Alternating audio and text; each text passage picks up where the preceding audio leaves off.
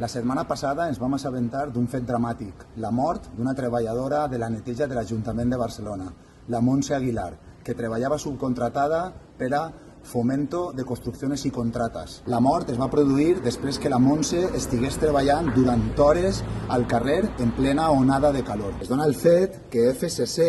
és l'empresa que s'emporta la partida més gran de pressupostos per al manteniment i la neteja de la ciutat de Barcelona. A més, en 2017 aquesta empresa va estar sancionada pel propi Ajuntament degut a que es va declarar una estafa per la neteja i el manteniment dels contenidors de la ciutat. També ens hem assabentat que ha hagut un canvi en els protocols per a treballs al carrer en onades de calor, però arriben, com sempre, tard, i a més és responsabilitat de l'Ajuntament que les condicions de seguretat i salut dels seus treballadors estiguen controlats pel propi Ajuntament per a que no passen coses. Volem denunciar també que l'emergència climàtica que acaba pagant-la són els treballadors i les treballadores que es veuen abocades a situacions de precarietat laboral on es posa en risc la seva salut i la seva seguretat. Des de la CUP Barcelona ens solidaritzem amb tots els treballadors i treballadores de la neteja de Barcelona,